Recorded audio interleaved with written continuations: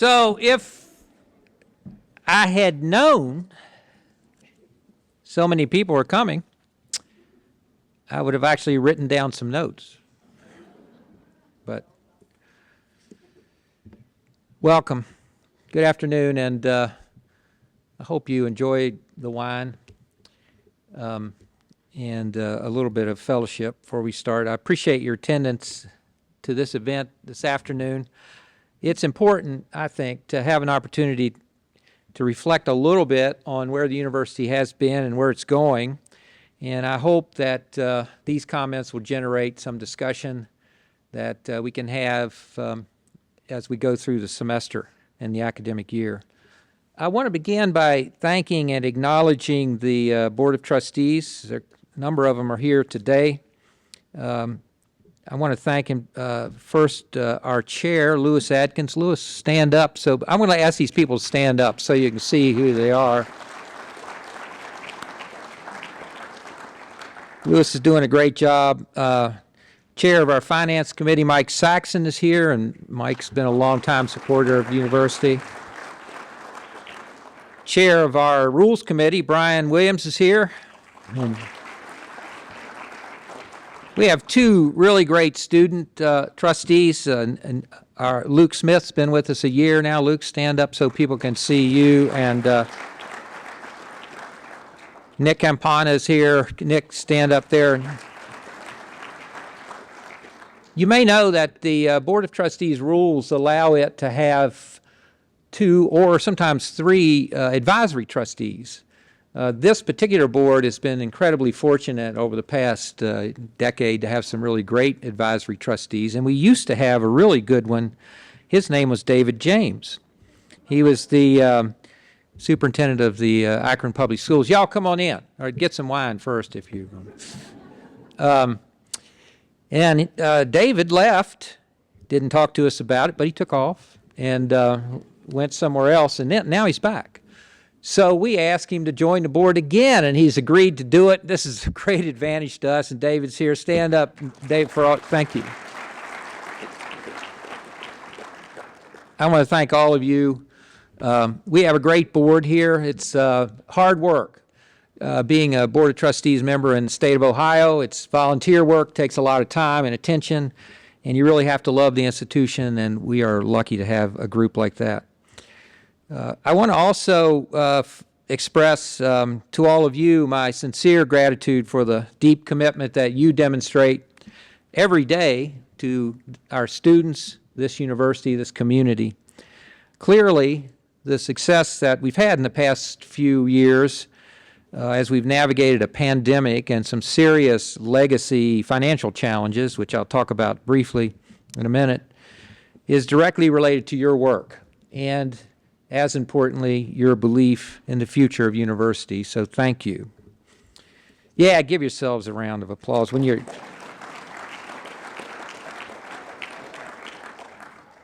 drinking wine, it doesn't seem as bad to applaud yourselves. You know, it's like and we have enjoyed a considerable amount of success. Folks around campus have asked us, this is actually true, whether or not we're really as optimistic as we seem.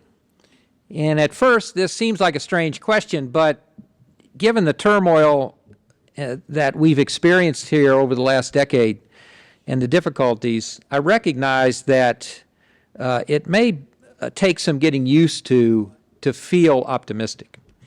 But yes, I am optimistic. I am very, very optimistic. And I think there's good reason for this. This is a university on the move. Enrollment has turned around. Retention is at an all-time high. Just an example, our international student enrollment went up 121% this year. And we're doing much better in enrollment in almost all of our traditional markets, both inside Ohio and outside. Our residence halls are filled up to pre-COVID levels.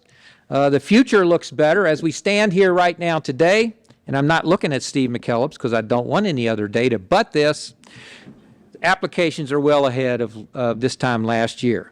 Registrations in a recent fall event for high school juniors and seniors were up 130%. This is a fall visit day, 130% from the year before last and 65% from last year.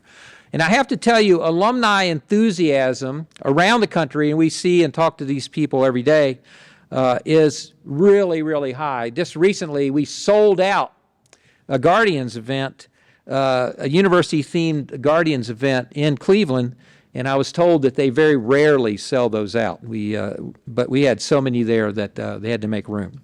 Every visitor to homecoming this past weekend talked about how vibrant the campus was and their excitement for it, and I hope you feel that same vibrancy. Looking at us from afar also see a very positive university on the move based on national rankings and student achievement and so forth.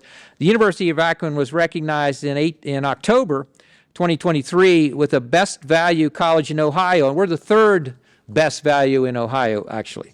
UA class of 2022 set a benchmark for achievement in getting jobs and their salaries as they left. UA's career outcomes rate was a robust 95%.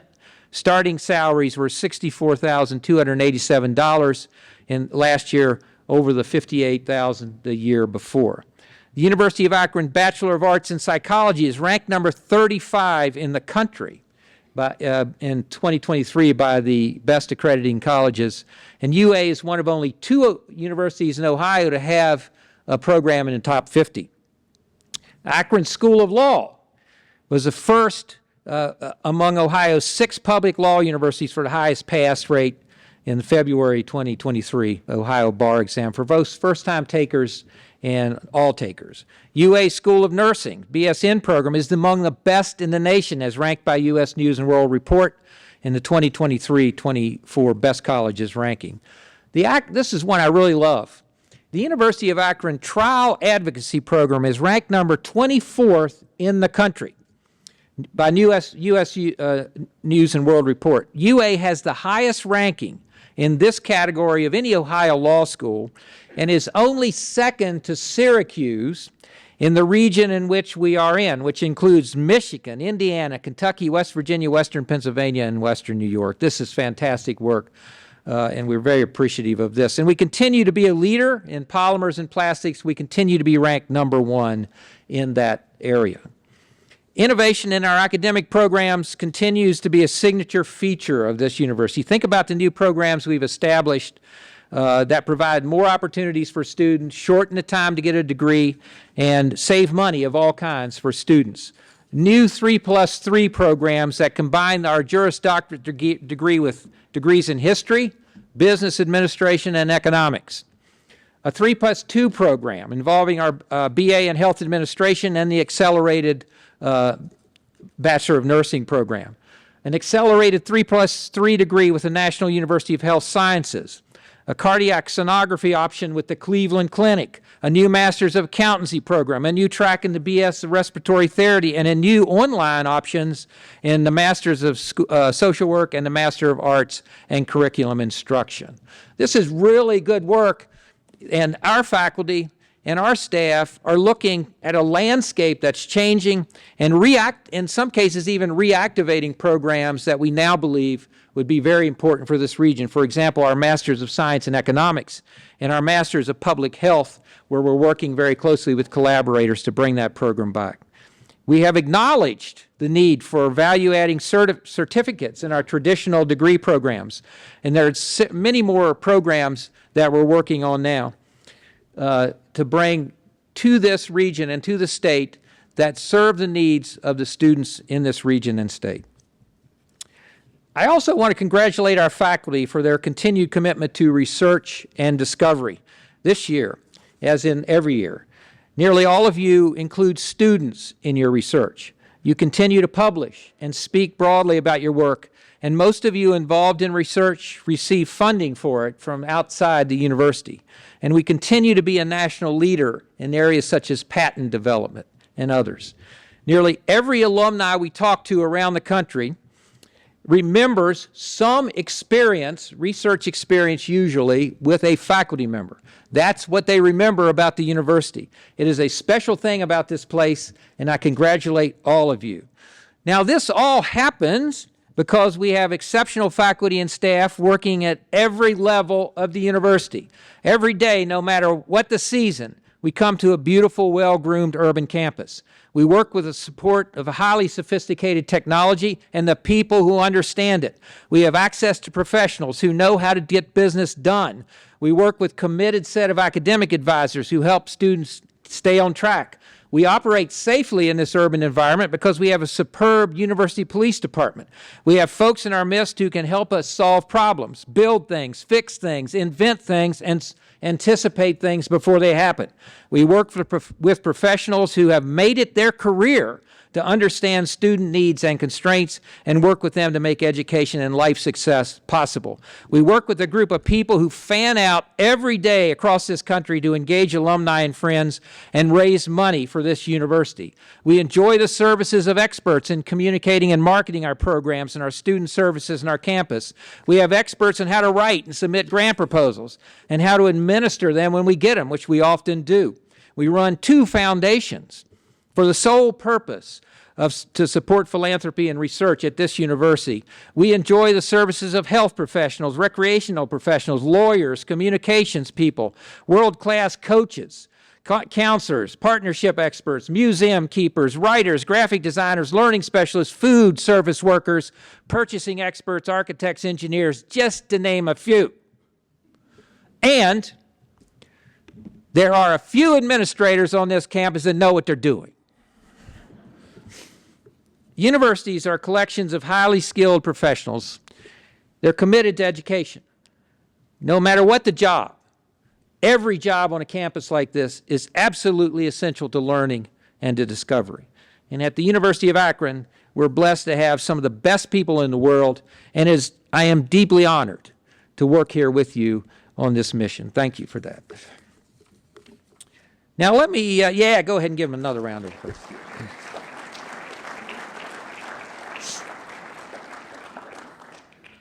I want to turn to some thoughts now about where we are as an institution and where we need to go and how we're going to get there.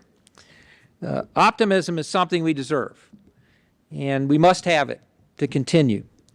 And I've shared some reasons for us to be optimistic, and I hope that every person in this room has another reason to be optimistic. I'm sure you all do. But optimism alone is not going to get us where we need to go.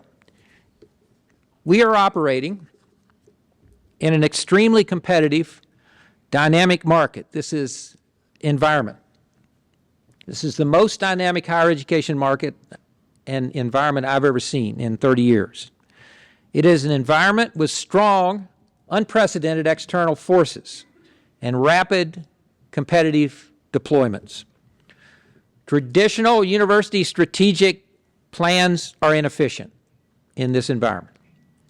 Many of the traditional methodologies that we have used no longer work. And for universities like Akron, where we have limited resources, change must come rapidly and it must be smart. The University of Akron can prosper in this environment. As we've seen, we are prospering. And we have a plan to continue that. Our plan requires us to succeed in all three broad and closely related areas. And here they are. We must stabilize our financial position. We are well on the way to do that, as I'll explain. We must optimize our internal and external partnerships for innovation and growth. And we must preserve the foundations of this enterprise, the American Academy, while simultaneously adapting to this environment by using smart change. Now, in order to succeed simultaneously in these three areas of activity, we must move fast, and we must understand the difference between two things and act on that.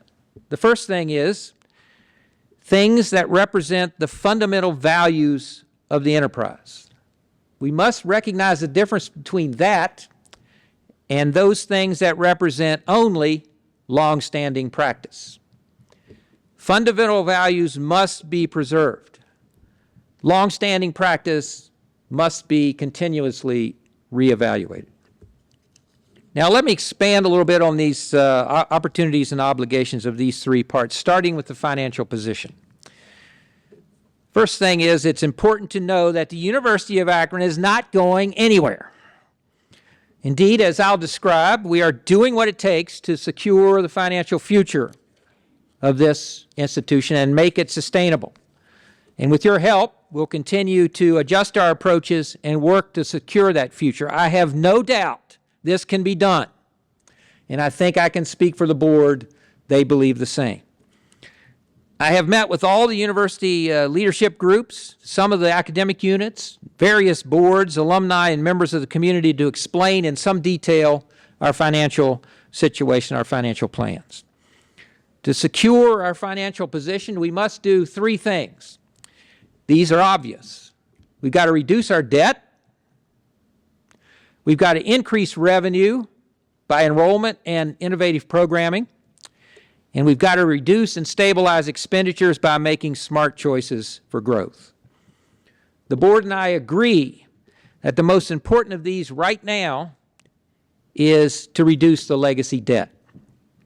Now, we have a beautiful campus, which was developed using borrowed money at a time when our enrollments were record high. The annual debt service on this debt has been unmanageable for decades and has become increasingly burdensome during the recent years of enrollment decline. Enrollment increases alone will not moderate this debt burden. But I want to hasten to add, and I will say more about this in a minute, that does not mean we can take the foot off the pedal on enrollment. But an enrollment model alone will not solve the underlying debt challenge. But there are ways we can reduce the annual debt service, and we are and will continue to execute those with some vigor.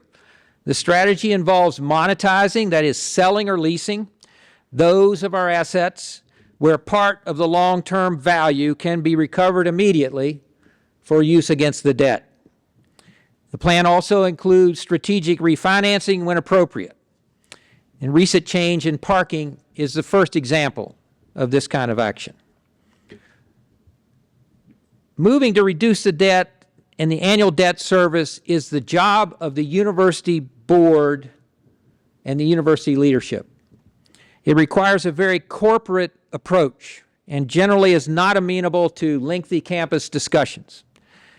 There are also competitive pressures in these moves that require high degrees of confidentiality. Remember, we're trying to sell something in the open market. I mentioned this to you, and I'm going to emphasize this a couple times today because I feel deeply about it. I want you to know that while it's important for you to understand these debt reduction moves and to be aware of how they affect you and our students, it's not likely there will be a broad university-wide discussion about them before they actually are enacted. I'm not trying to dodge shared governance here. We simply have to do it this way in order to succeed because of the business dynamics of these models. And we have to do it fast.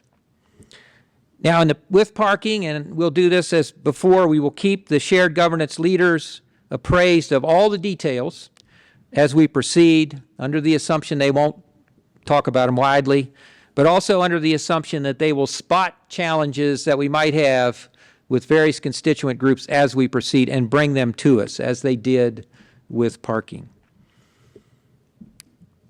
Now, I want to say a few words about the other two parts of the financial plan, that is increasing revenue through enrollment and timely innovation and using smart choices to reduce expenses. But let me preface this part of my comments with this statement. At this point in the history of this university, there is no way that we can stabilize our financial position with a broad reduction in force. Let me say it again. There's no way we can meet the challenges of this financial situation with a broad reduction in force. The positions that we have at the university now are precious, and we're well aware that there are places in the university where we don't have enough people.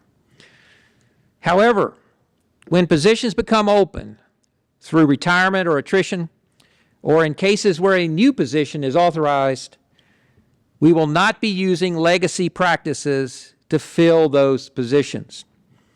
I believe this is a practice already in place. The provost and the senior vice president and CFO and I have agreed that all staffing decisions will be based on the academic merits and the growth and economic merits that for the entire university going forward. Moreover, we are obligated by the board to continually evaluate the vitality, both the curricular and financial, of our academic programs. And we will continue to do this using the methodology the provost and the faculty are developing together. So with regard to revenue, the most important revenue stream we have is enrollment. Continuing to strengthen enrollment is absolutely essential to a prosperous future. We believe we've made huge progress, turned the corner from a steady annual decline in enrollment, but we have lots of work to do. And as you know, the demographics in the state of Ohio, particularly this part of the state of Ohio, are not too favorable. So let me emphasize a couple things about enrollment to broaden this discussion a little bit and include everybody. One is, enrollment is a team sport. The job of our professional and excellent enrollment team is to build an enrollment model that'll get us where we want to go. But we're all going to have to work together to execute it, everybody. And I've told people in the physical plant department, when this campus shines, you're helping in enrollment, folks. The athletic program, when it succeeds, it's helping in enrollment. But we're going to have an all hands on deck, which we do. This is very encouraging. In fact, I think that's the reason our enrollment turned around, is because we all know that and we're working together. Secondly, for urban universities like UA, enrollment's not just about recruiting first-time, full-time students from high school. It's about providing opportunities for all learners, whatever age, whatever background, and within limits, whatever capacity. This is what I mean when I talk about University of Akron being an opportunity university. This is why we're so excited to have David James on our board. Number three, perhaps more than any part of the American higher education landscape, an institution's approach to enrollment must be highly flexible, extremely responsive, and analytically based. Getting and keeping a class of students is one of the most difficult and dynamic activities in a modern university, unless you happen to live in a state where there are trillions of kids. The premium on creativity, innovation, and change is extremely high. This is why you have seen us reorganize the way in which we award scholarships. This is the reason that we push so hard to have changes in our transfer process and our advising process. We are also constantly changing our communications and marketing approaches in order to keep up with this fluidity in enrollment, and we're going to continue to push for doing things that give us a competitive edge in enrollment that we have not done before, or that we may think we can't do, which I'm pretty sure we can. Number four, this is one I really want everybody to understand. What academic programs do we offer, our curriculum, the delivery models we use for those, and the credentials attached to the bachelor's degree or the master's degree or the doctorate degree is part of the enrollment strategy. You'll probably get tired of me harping on this, but folks, if we're going to beat our competitors, we have got to be a leader in developing and delivering contemporary degrees and credentials in the way in which modern learners want them. This means every part of our curriculum and the way we deliver that curriculum, including general education and the majors, must be evaluated in the current competitive market to see if we can get an edge in the way we deliver those programs. We'll continue to very actively and rapidly explore programs such as credit for prior learning, Coursera, 3-year degrees, which I'm going to talk about a lot because we're going to get a mandate from the legislature on that probably next year, and other academic innovations that give us a competitive advantage in a market where there's a premium on connection between learning and work. All universities in the country are doing this, and I can tell you all universities in the state. Now, enrollment's not the only way to raise money, and we are actively looking for other methods. We have asked the University Advancement Division to substantially increase their goals in unrestricted scholarships to give us as much flexibility as possible with our own money as we recruit students, and that's working really well. Last year, we stood up a conferencing services operation, which is now needs to be built out and grown so that we can make money off of our facilities by renting them out. The Department of Athletics is expanding their revenue potential using more intentional approaches to leasing facilities, including for concerts. Are we the only one in the country that doesn't have a concert? And revenue, we have lots of these revenue sources that we're discussing with the board and others. We're looking for partners, but we really want your ideas on this. I am emphasizing revenue because that's the most positive way to grow and to change, and you can help with your ideas. But let me say a few things about expenses. We're in a situation right now where we cannot cut our way to financial sustainability and have an urban research university. This is why I'm emphasizing revenue. Nevertheless, controlling expenses and rebalancing expenses to support fast-growing programs and impactful programs will be a key part of our management focus going forward. I think the provost has already started to have those discussions with the deans. This will require us to think about things like workload and the way technology supports our work.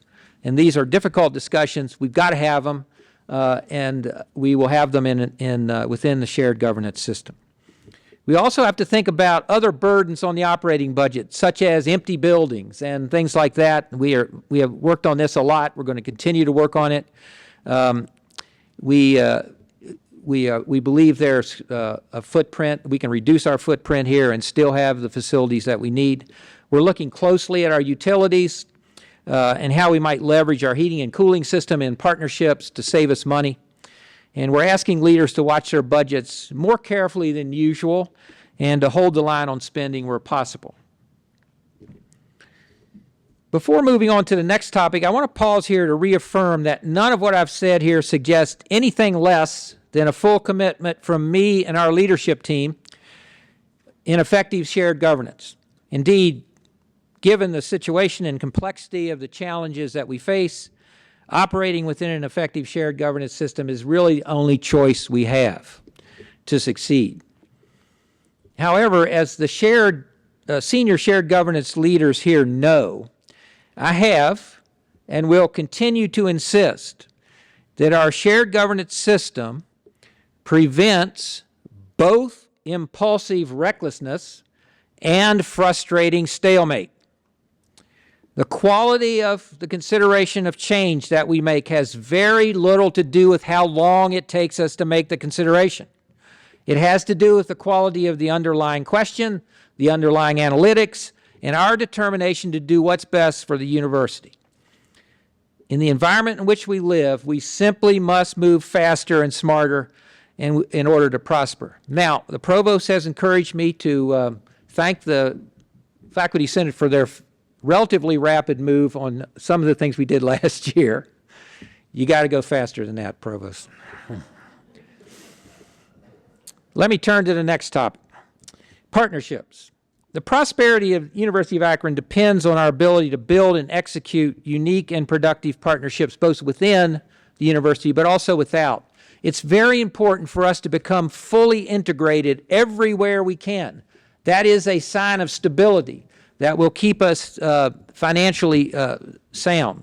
Partnerships almost always originate through some personal interaction between a few folks, scholars and workers in the community, engineers, business people in different sectors who are thinking about the same big challenges and opportunities. These interactions create the most creative partnerships that we have in our curriculum and our student life operation and other parts of the university. The strategic action paradigm that the provost is using instead of the strategic plan model to move the university along is a great framework within which to identify these emerging partnerships and build on them. It sets a timeline. It gives you an idea of who's working on it. It makes you write it down, and at the end you can see if you got it done. It's also important that if you and a colleague have an idea that can grow the university, or you think it can, make it available to us. Let us know. Let us do some analytic work on it. Let us develop a business model and see if we can make it work. Our primary goal in administration is to help move these ideas to reality. Now, regarding external partnerships, the University of Akron's always been really good at this, working with communities, governments, other universities, municipalities, nonprofits, and many more. To leverage these emerging interactions for new learning and knowledge, the university must understand the great landscape of the interactions taking place right now and be prepared to quickly join in that discussion and get an original idea in there and move it along. I can give you a couple examples of this recently. In the state budget this year, the FY 23-24 budget, there's $150 million for Innovation Hub funding. These are innovation hubs at the non-Big C cities. That idea originated in Akron. It originated with our Polymer Science Cluster, with our Chamber of Commerce, with the hospitals, with Bounce Innovation Hub, in discussions with faculty members and business people. We generated an idea, and we knew that there was an opening in government to get this before the governor, and we were able to do it. UA has been intricately involved in this, and we expect to benefit from it later this year. We must continue this kind of work. I'll give you another example that happened more recently. We know that the state government, the governor in particular, is very, very interested in the science of reading. Nobody in the state of Ohio has an operation that can train teachers in the science of reading. But what we have at the School of Education are experts in that who very quickly developed such a program, generated private support for it, and got us an audience in government about other support to stand up a program that will be the only one in the state. This is the kind of opportunity we have if we keep our ear to the ground and we're willing to make partnerships. Now, I want to emphasize that we have some deep partnerships that we want to continue to grow that are very important to us. The City of Akron and Summit County, the commercial sector in Northeast Ohio and beyond, community colleges, hospitals, the Akron Public Schools in particular, other schools as well, other universities, not only in our region but elsewhere. And I continue to work with great enthusiasm with the members of our campus to build out those partnerships. We work every day to make contacts with every one of these groups to make sure that we're there. And we could do a whole speech on some of the great emerging ideas that are coming out of this from faculty research. A recent example, and I just want to mention two others. There's a partnership that we have now developed throughout the region in the arts, which is already reaping benefits for us. And of course, there's the partnership with the Polsky Project downtown, which involves a vast number of people in this community and in the university. Finally, let me just say a few things about the third area of our plan, that is the challenge of preserving what is the best of higher education while working in this very challenging environment. Remember, in today's America, fewer than 1/2 of the people recently polled by Gallup have confidence in higher education. Fewer than 1/2. And by the way, that is true for our graduates as well. Our graduates, American university graduates, just over 1/2 of them have confidence in the enterprise. Fewer and fewer people are going to college. Fewer people think it's important. Long-standing academic practices, once tolerated and not really discussed in society and in legislatures, are now viewed as archaic and elitist. Truth is considered by many to be relative. Science is viewed as suspect. Teaching can be a dangerous profession. And intolerance is now an accepted political view. So universities stand out in this as kind of a bright light, but they have to be preserved. We have to preserve the foundational core of this institution: enlightenment, discovery, learning, and service. And we have to do this at the same time by working with a level of collegiality with our external partners, including those in the legislature, to get more understanding from both sides. The opportunity for public urban research universities like Akron to meet both parts of this goal, that is, preserving our foundational core while adapting to the social and economic realities of our time and learning as much as we can about those who oppose us, and making opportunities for them to learn about us. These opportunities for urban universities are extensive, probably more so than most other universities, because many of the opportunities and challenges in America are very close to us. They're in the blocks from us. So as we go forward, we're looking for programs and ideas that set the university above our peer institutions by leveraging greater confidence in what we do, with a greater urgency in how we do it to help people.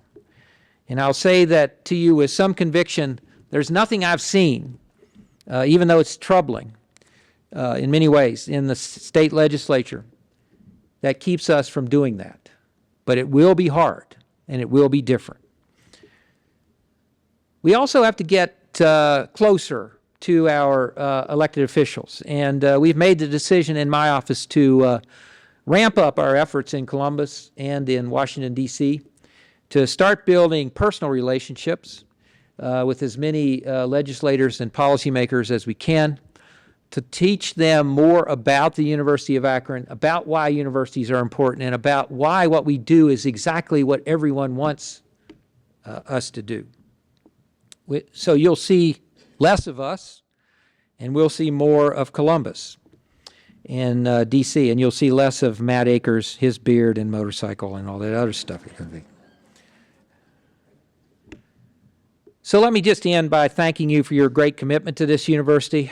I want to ask you to join me and the Board of Trustees in moving the university forward by lending your ideas and commitment, your energy, and helping us to make both the small and the large decisions that we need to make to ensure the future of this great university. Thank you very much, and go Zips!